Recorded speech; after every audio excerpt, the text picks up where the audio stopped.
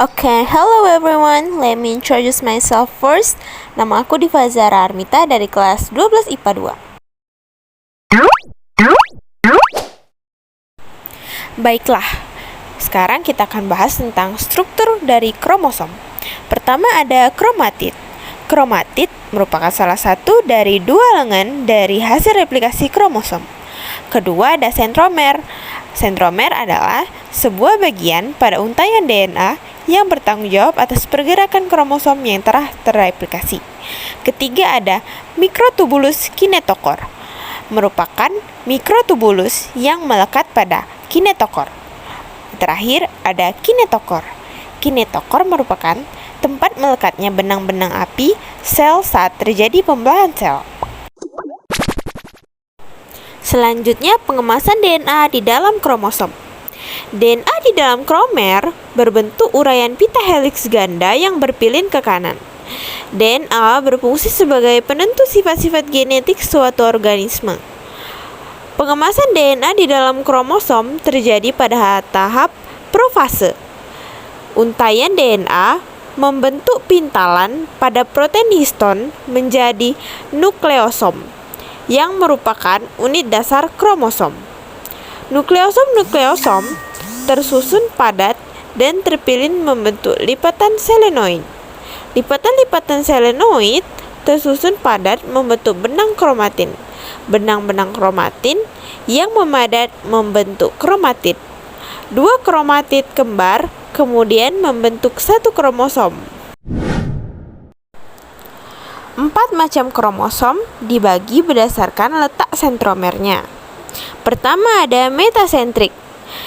Disebut metasentrik jika memiliki sentromer di tengah-tengah kromatid, sehingga kromatid menunjukkan dua bagian yang sama panjang.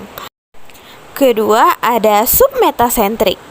Jika sentromer tidak terletak tepat di tengah-tengah kromatid, sehingga kedua bagian kromatid tidak sama panjang. Ketiga ada aksosentrik. Aksosentrik disebut jika sentromer terletak di antara bagian ujung dan tengah kromatid, sehingga bagian kromatid yang satu lebih panjang dan yang lainnya sangat pendek. Yang terakhir ada telosentrik.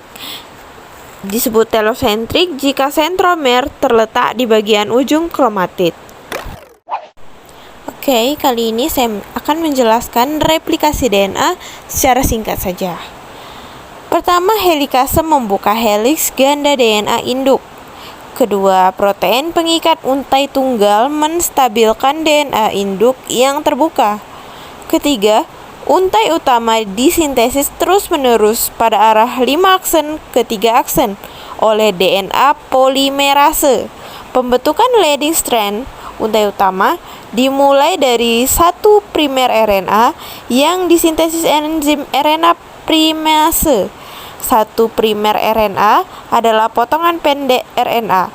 Kemudian DNA polimerase menggantikan nukleotida primer RNA dan DNA.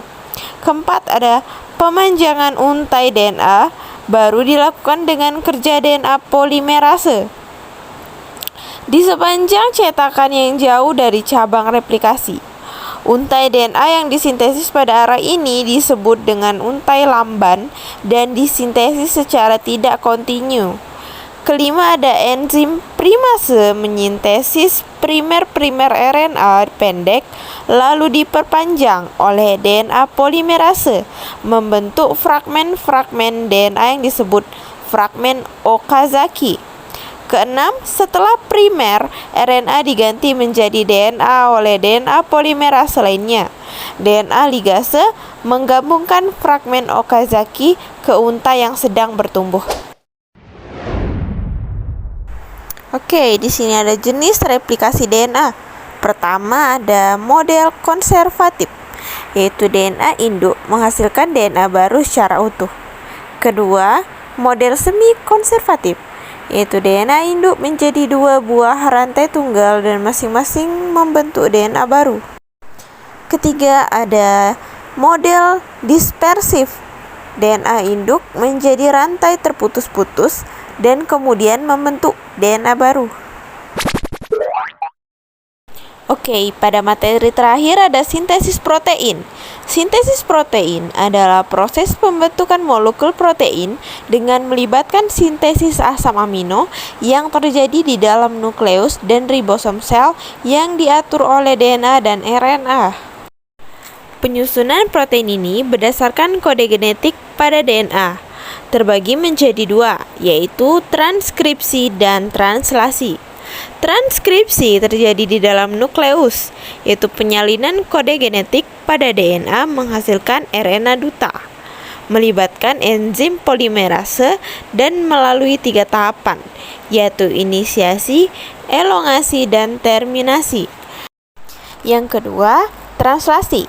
Translasi terjadi di dalam sitoplasma, yaitu proses penerjemahan kode genetik pada RNA duta oleh ribosom yang menghasilkan polipeptida, melibatkan RNA duta dan melalui 3 tahapan juga, yaitu inisiasi, elongasi, dan terminasi. Itu saja yang dapat saya sampaikan. Terima kasih. Bye-bye.